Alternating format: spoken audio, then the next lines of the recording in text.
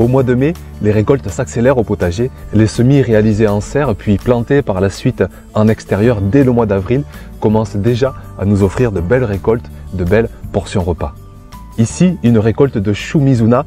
C'est un chou à cultiver pour le printemps ou pour l'automne. Il déteste la chaleur, comme beaucoup de choux d'ailleurs. Mais attention, il a une saveur assez prononcée, assez poivrée. Il me fait penser à la roquette. Alors, soit on le mange cru et on le mélange avec d'autres salades, soit on peut très bien le manger cuit. On le laisse plus développer dans ce cas-là et on le mange comme des épinards, par exemple.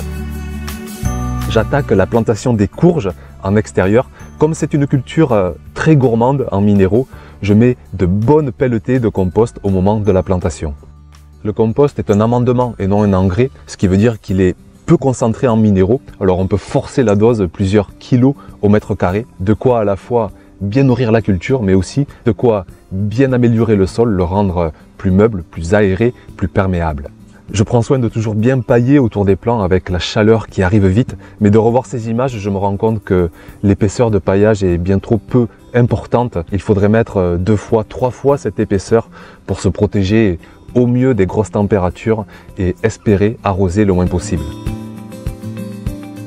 Ici dans le sud, le mois de mai, c'est le mois où la récolte de fraises est la plus abondante. Toutes les variétés de fraisiers s'en donnent à cœur joie, que ce soit les variétés non remontantes qui vont donner durant seulement quelques semaines, ou que ce soit les variétés remontantes qui vont, elles, nous offrir des récoltes plusieurs mois durant.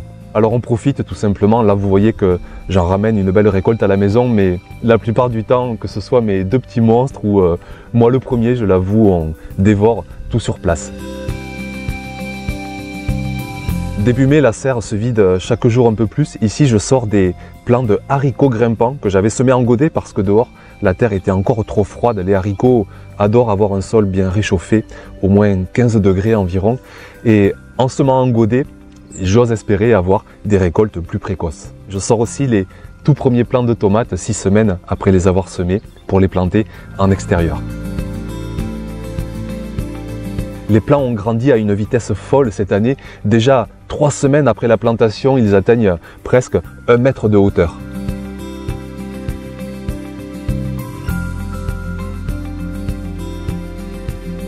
Les petits pois grimpants, les mangetout grimpants commencent à bien me dépasser et c'est là l'importance de bien les tutorer. Et il ne reste plus qu'à prendre le temps de les récolter parce qu'il faut du temps pour récolter ces cultures. Le temps d'ailleurs, j'en parle beaucoup dans mon livre à venir pour le mois de janvier. J'ai tellement hâte de vous le partager et c'est vrai que vous êtes nombreux à souvent me poser la question comment trouver le temps, comment je fais pour trouver le temps pour m'occuper d'un potager familial. À mon sens, c'est avant tout une question de choix, d'envie, d'organisation, de priorité. J'appelle ça l'équation hebdomadaire. On a tous 168 heures de vie chaque début de semaine et c'est à chacun de nous de le répartir au mieux selon nos contraintes, selon nos situations de vie, mais aussi, je pense, selon nos choix, nos priorités, nos envies. Et ici, sur 168 heures que la nature me donne de vie, eh bien, je trouve 7 heures à 10 heures par semaine à consacrer pour mon potager. On voit bien ce petit fil de la cosse de mangetout qu'il suffit d'enlever et par la suite on peut tout croquer, on peut tout manger. Vraiment semer des mangetous dans vos potagers, je ne peux que vous le conseiller.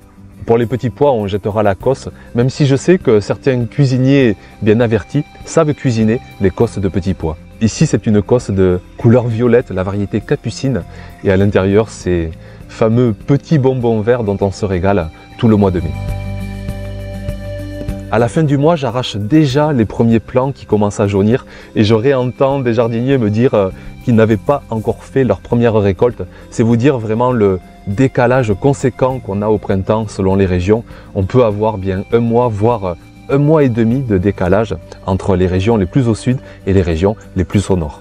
J'en profite pour mettre ces plants arrachés directement en paillage au pied de nouvelles cultures qui arrivent au potager, que ce soit les courgettes, les patates douces, les courges. À l'heure où je vous parle, il n'y a absolument plus aucune trace de tous ces paillages au potager. Ils ont été complètement assimilés par la vie du sol et ils ont été transformés en richesse minérale pour nos futures cultures. Les pommes de terre continuent de bien pousser, de bien grossir sous terre et de mon côté, je continue de bien les buter. Il ne faut surtout pas que les pommes de terre voient la lumière du jour, sinon elles verdissent. Et au contraire, elles adorent avoir une épaisseur de paillage ou de terre ou de compost pour bien se développer dans ce paillage. Alors vraiment, je prends soin de constamment apporter de la matière organique au pied des plants de pommes de terre. Et rapidement, vers la mi-mai, viennent les premières récoltes de pommes de terre nouvelles, celles qu'on préfère au potager. Elles ont une peau toute fine qui n'est pas encore bien formée et elles ont encore toute leur saveur sucrée. C'est vraiment la meilleure façon de les consommer quand on a un potager, de profiter vraiment de cette fraîcheur absolue de cette culture. La variété Ulysse m'a complètement bluffé cette année avec cette couleur bleu-violette et puis cette saveur prononcée de châtaigne, de goût de noisette aussi. C'est très appréciable déjà visuellement mais aussi une fois passé en cuisine. Les fèves arrivent elles aussi en plein boom de récolte. Elles sont maintenant bien grosses et on devine leur peau assez épaisse et du coup il faut les enlever pour ne garder que l'intérieur de la fève et s'en régaler. À la fin du mois, alors que là aussi dans d'autres régions on attend les premières récoltes, et bien ici je commence déjà à arracher les premiers plants et c'est là un autre avantage de cette culture, c'est qu'elle génère beaucoup de biomasse avec ses nombreux plants qui font beaucoup de matière végétale et j'en profite là aussi pour soit pailler le sol, soit apporter cette matière dans mon bac à compost. Les premiers oignons que j'avais plantés à l'automne et qui ont passé l'hiver dehors commencent à arriver à une bonne maturité, à avoir une bonne grosseur. Alors début mai, je commence à récolter les premiers. Les premières betteraves aussi. Ici, la variété Golden qu'on compare souvent à la couleur d'un ananas avec ce jaune marbré toujours assez étonnant. Les blettes, elles, se régalent des derniers jours de douceur. Chez vous, peut-être, elles préféreront l'été pour se régaler, mais ici, elles adorent soit la douceur du printemps, soit la douceur de l'automne. Et pendant l'été, elles ont beaucoup de mal à résister à la trop forte chaleur. Souvent au supermarché, les blettes sont avachies, flétries, on devine que la grande partie de l'énergie s'en est déjà allée. Mais ici, on passe directement du potager à l'assiette et je peux vous garantir que ça craque sous le couteau, ça fait du bruit. Et si ça fait du bruit, c'est bon signe, ça veut dire que nos légumes sont remplis d'énergie et bien évidemment, ça veut dire que par la suite, c'est notre propre corps qui lui aussi se remplit d'énergie. Les concombres s'accaparent eux aussi des tuteurs installés. Ici, ce sont des treillis de maçonnerie qui traînaient à droite à gauche du potager. Les courgettes sont sans nul doute les championnes de la vitesse de croissance. Les premières plantations de début de mois sont déjà énormes en fin de mois et on devine les premières courgettes qu'on va très vite récolter. À la mi-mai, la terre est enfin assez chaude pour accueillir les premiers semis de haricots en pleine terre. Je vais semer ces haricots toutes les 3 semaines pendant les mois à venir pour espérer étaler les récoltes au mieux.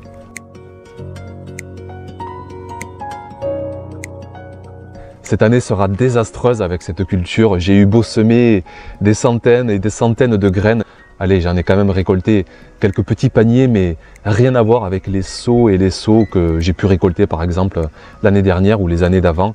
Je ne sais pas, peut-être cette trop forte chaleur qui a été trop préjudiciable pour cette culture.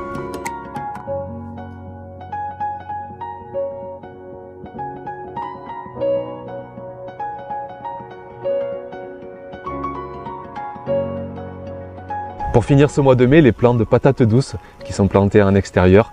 C'est une culture qui va rester 4 à 5 mois en pleine terre. Il va falloir patienter avant la récolte, mais hors de question de s'en passer parce que c'est un des légumes préférés des enfants, mais aussi des parents. On est maintenant 100 jours après la plantation et les pommes de terre ont bien grossi et ont développé une peau bien épaisse, ce qui va nous permettre de les conserver des semaines, des mois durant.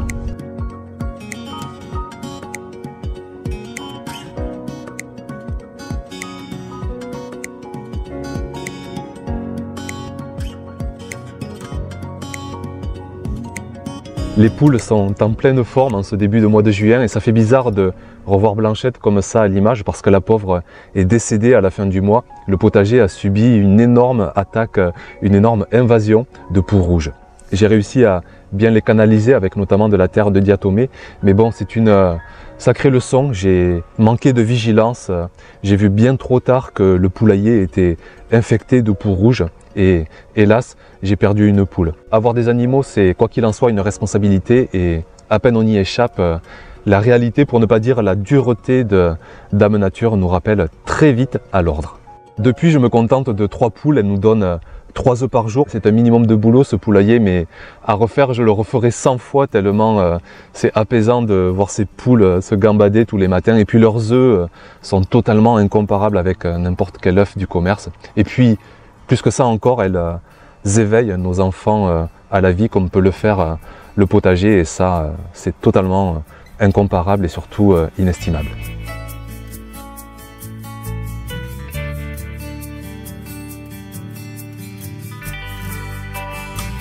Après plus de 4 mois en terre, l'ail rose arrive enfin à maturité. Les plants s'assèchent complètement, signe qu'il est enfin temps de récolter. Les têtes sont jolies sans être énormes non plus parce que l'ail rose n'est pas du tout le plus volumineux des ails. L'ail violet, l'ail blanc seront plus gros, mais par contre l'ail rose est celui qui se conserve le mieux. C'est très important de bien faire sécher sa récolte, sinon là il va mal se conserver dans les mois à venir. Alors je regarde toujours la météo pour vérifier qu'il va faire soleil les jours suivant la récolte. Et cette année, ça n'a pas été un problème puisqu'il a fait soleil pendant 100 jours durant. En juillet, on profite aussi des premières carottes. On récolte vraiment au gré des besoins parce qu'il n'y a rien de mieux que la pleine terre pour bien conserver ces carottes. Alors inutile de trop en récolter, surtout que pendant l'été, on en mange assez peu. Et si jamais d'ailleurs je récolte en surplus, je les congèle directement pour les consommer durant l'automne, surtout durant l'hiver. C'est le début du festival des récoltes de courgettes. Avec la tomate, c'est de très loin la récolte la plus productive du potager. Des dizaines et des dizaines de kilos de récolte durant tout l'été. On avait 7 plants au potager et chacun a été très productif. La variété Gold Rush a été une très belle satisfaction, des belles courgettes toutes jaunes. Et toujours la variété Cocozelle que j'avais déjà fait l'année dernière, très généreuse elle aussi. J'arrache les toutes premières échalotes par impatience de voir ce qu'elles donnent. Elles sont très belles, mais je vais attendre que les plants s'assèchent bien pour faire le gros de la récolte et pouvoir les conserver sur toute l'année.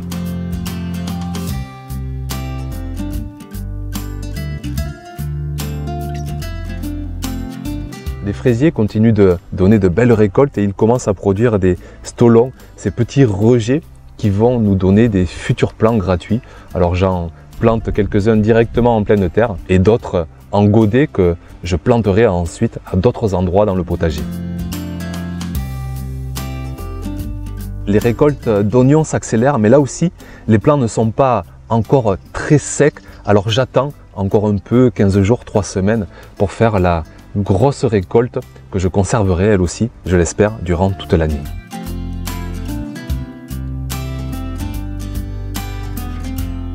Le potager commence à avoir chaud, à avoir très chaud.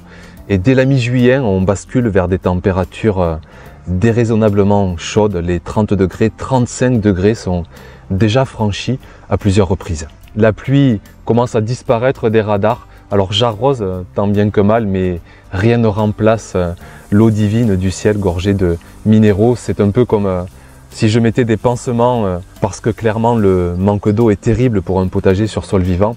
Alors c'est sûr que dans des productions artificielles où les légumes sont perfusés d'engrais liquides, le sol n'a aucune importance. D'ailleurs, on voit souvent des cultures en hors sol dans ces cas-là. Mais dans un potager naturel, tout passe par le sol. Le sol a une importance capitale et sitôt qu'il manque d'eau, tous les mécanismes de fertilité s'arrêtent et de suite la fertilité chute à vue d'œil. Alors l'année prochaine, pour peu qu'on ait un été aussi redoutable de chaleur et de sécheresse, je me prépare déjà à pailler le sol de façon bien conséquente pour espérer préserver la moindre goutte d'eau et préserver une humidité assez suffisante pour ne perdre aucune fertilité naturelle du potager.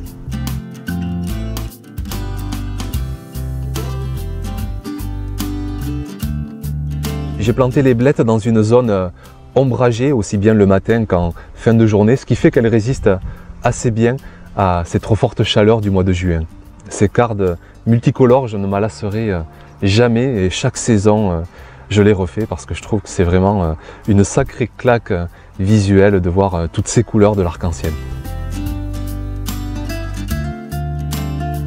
Fin juin, je récolte les premiers haricots que j'ai semés au mois de mai. Plusieurs variétés, les Purple Queen, une belle couleur violette, les Rois des Beurs, les Talismans, de beaux contrastes de couleurs.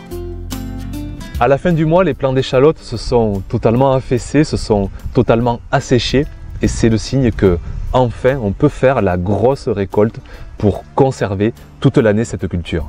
C'est toujours dingue cette sensation de démultiplier la nourriture. On plante une échalote et quelques mois après on en récolte 6 ou 7 ou 8. C'est à se demander s'il y a meilleur investissement sur terre que de semer ou de planter dans son potager.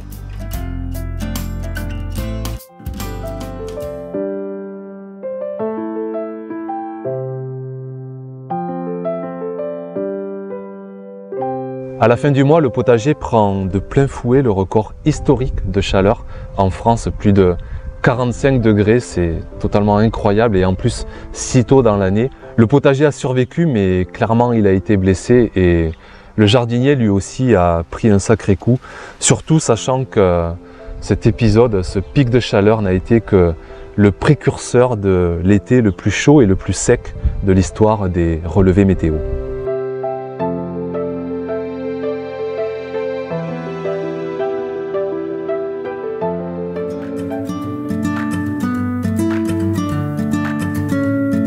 Après quelques jours au soleil, l'ail a bien séché et j'essaie tant bien que mal avec des élastiques d'en faire des petites bottes, des petites tresses pour les conserver au mieux en intérieur. Je plante les dernières aubergines qui ont bien grossi en serre. J'avais même sorti les pots en extérieur parce qu'il faisait bien trop chaud en serre. Mais seulement le potager est plein en juillet, alors parfois je dois faire patienter des plants jusqu'à ce que de la place se libère, jusqu'à ce que des cultures soient terminées au potager. À la fin du mois, on récolte les premières aubergines sur des plants qui ont, eux, été mis dès la fin du mois de mai au potager. Plusieurs variétés anciennes qui ont très bien marché cette année. La Slim Jim rigolote a poussé en grappe. La Dagandia, elle, qui est d'une belle couleur marbrée. Les Barbentanes toutes allongées, très mignonnes, elles aussi, au potager. Vraiment, cette culture est une belle réussite cette année. Je pense que la chaleur y a aidé.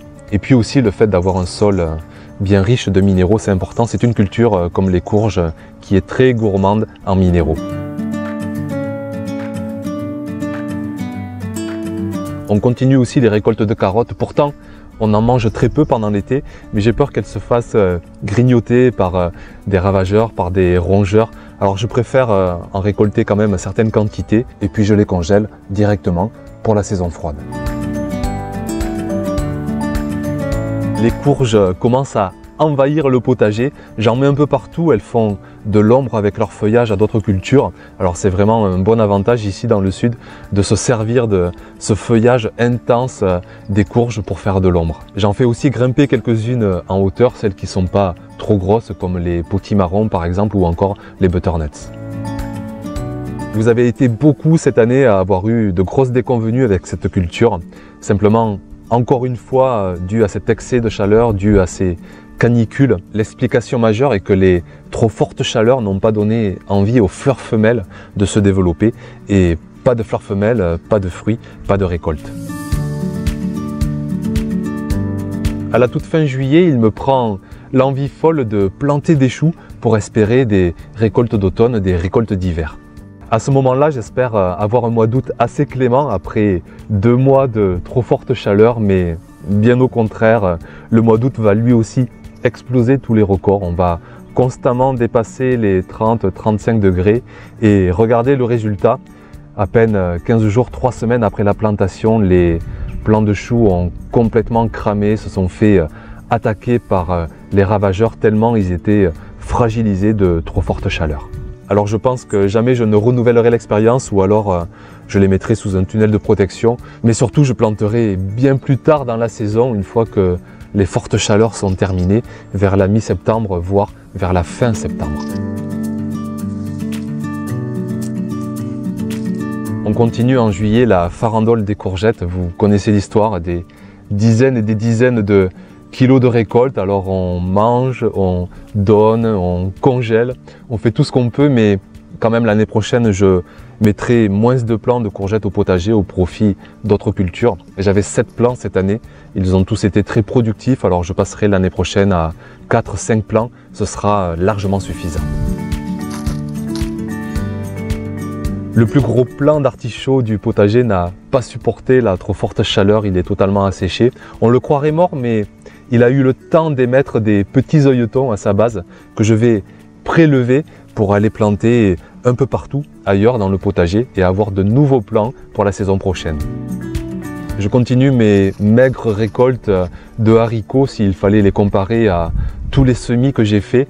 Mais bon, de revoir les images, je me dis que j'en ai quand même récolté un peu, mais j'insiste, c'est dérisoire par rapport aux quantités espérées et notamment par rapport aux quantités des années passées. Les patates douces continuent d'allonger leurs lianes. C'est une culture que l'on récolte tard dans la saison. Alors pour l'instant, on patiente. Au contraire, les oignons, les échalotes sont maintenant totalement asséchés. On distingue à peine les plants. Et il est temps donc de faire la grosse récolte pour conserver ces oignons, ces échalotes toute l'année. Les betteraves continuent de bien donner, elles se conservent comme les carottes très bien en terre, alors vraiment j'en récolte selon les besoins au fur et à mesure de la saison. Quand j'ai le temps, j'en récolte quelques-unes en trop et je les congèle directement, là aussi pour la saison froide. Les concombres, ça y est, au mois de juillet, arrivent à maturité. Il y en a de toutes les couleurs, de toutes les formes. Quelques-uns d'ailleurs sont un peu trop amers, peut-être pas assez d'irrigation ou peut-être simplement la variété qui témoigne un peu trop d'amertume à mon égard. Alors l'année prochaine, je veillerai quand même à ne choisir que des variétés où il est bien spécifié que la chair n'est pas amère parce que sinon, déjà les enfants n'aiment pas du tout et même nous les parents, on a un peu de mal à apprécier des concombres avec trop d'amertume.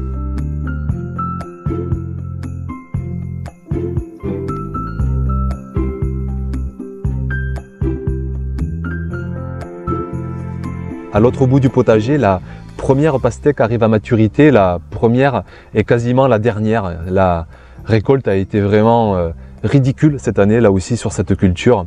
Encore une fois, la trop forte chaleur qui a mis à mal de nombreuses fleurs femelles. Pire encore avec les melons qui ont déjà subi une attaque inopinée de poules dans le potager. Les jeunes plants ont été arrachés. Et le peu qui a survécu, les plants n'ont rien donné. Aucune fleur ne s'est transformée en fruit. Et je n'ai pas récolté le moindre melon de la saison.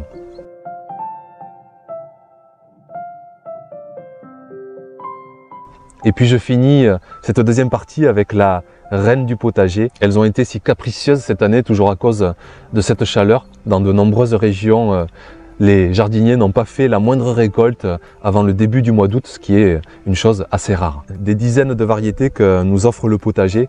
Les plants sont encore en pleine forme, mais on verra dans la troisième partie que, à force de trop de sécheresse, ils vont commencer petit à petit à craquer. Mais dans l'immédiat, on profite de chacun des fruits récoltés, qu'elles soient vertes, oranges, jaune poire, rouge, marron, noir, en forme de cœur, bref, qu'elles soient de toutes les formes, de toutes les couleurs, on apprécie la diversité et surtout, on s'en régale. Tout est dans la pression du pouce, du moment qu'il s'enfonce dans la tomate, c'est que le fruit est mûr, qu'il est bon à croquer, qu'il est bon à être dévoré. À très vite de se retrouver pour la troisième et dernière partie de cette rétro annuelle. Merci pour l'accueil que vous avez réservé au premier épisode, ça fait toujours extrêmement plaisir. Je vous souhaite une agréable semaine, portez-vous bien, jardinez bien et puis à dimanche prochain. Ciao ciao!